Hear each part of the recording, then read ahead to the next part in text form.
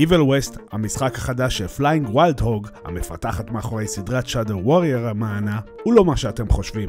מי שקיווה ל-Red Dead Redemption 2 נוסף, עם עולם פתוח מטורף וסיפור סוחט מאוד גבריות מרובות, במיוחד לא בכיוון. אם תיקחו את הגאנפליי של משחקי Gears of War, תשלבו עם הקומבט המהיר והאכזרי של דום ותוסיפו מכניקות ביטם אפ, אתם תקבלו משהו שמזכיר את Evil West. נשמע טוב על הנייר. אך האם המשחק החדש באמת שווה את זמנכם ומיטב כספכם? אשמח אם תיתנו לייק לסרטון, סאב לערוץ אם אתם חדשים, ובואו נתחיל.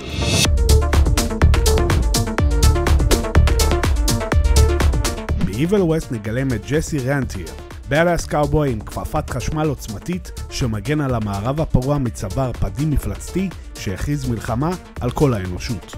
ג'סי הוא לא גיבור מערבונים טיפוסי, בעוד שהוא ישיג מגוון מכובד של נשקים במהלך המשחק, צורת הלחימה הראשית של גיבורנו היא אגרוף ברזל חשמלי המסוגל להעיף אויבים באוויר, לחשמל אותם ולנפץ גולגלות באפקטיביות.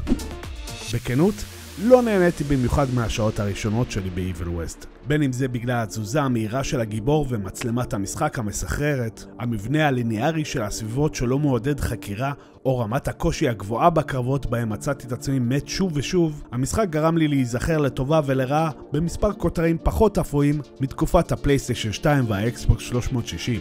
אך ככל שהתקדמתי וקיבלתי נשקים חדשים ושדרוגים שימושיים, התחלתי ליהנות מאוד ממערכת הקרב ובמיוחד מאגרוף החשמל של ג'סי. הקרבות האינטנסיביים לא מאפשרים לנו להתמקד באויב אחד בשלווה, ובכדי לשרוד, עלינו תמיד להיות בתנועה. נמצא את עצמנו משתמשים בכל כלי בארסנל שלנו, כאשר אנחנו עומדים בפני אויבים רבים בעלי מתקפות וחולשות שונות לחלוטין.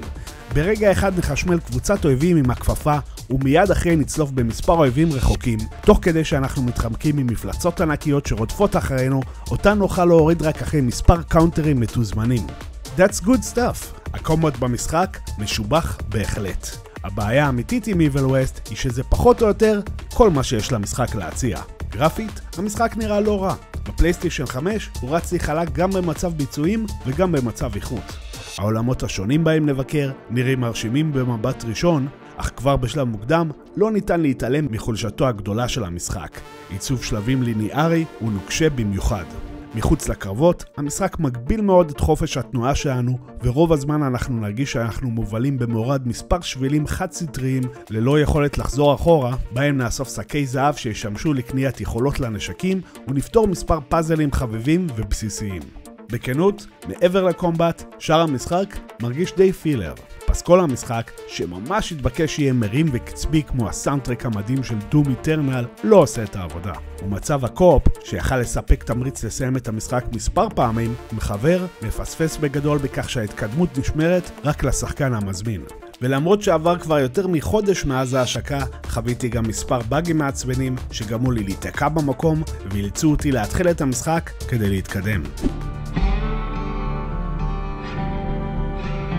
בקיצור, אם אתם חובבי משחקים מפוקסי קומבט, יש מצב טוב שאתם תהנו מ-Evil West. רק קחו בחשבון שמדובר במשחק ליניארי באופן חריג, ללא כל סייד קווסט או אנד גיים, כך שברגע שתסיימו את המשחק, תהיה לכם רק אופציה להתחיל מחדש בניו גיים פלוס, ללא יכולת לחזור חזרה לעולם ולחקור ביסודיות את הסביבות. אז אם אתם מחפשים הרפתקה ארוכה עם גיימפליי מגוון שנותנת פייט לדום איטרנל ומשחקים דומים מהשנים האחרונות, Evil West הוא כנראה לא הכתובת.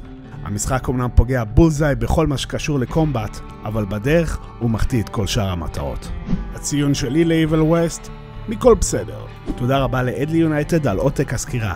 אם אהבתם את הסרטון תנו לייק, כתבו לי בתגובות וירשמו לערוץ אם אתם חדשים. ושימו לב, ברגע שנגיע ל-15,000 מנויים שאנחנו ממש קרובים, תהיה הגרלה שווה, אז כדאי לשתף את הערוץ עם חברים. תודה שצפיתם ונתראה בקרוב בסרטון הבא של גיימי. ביי חברים.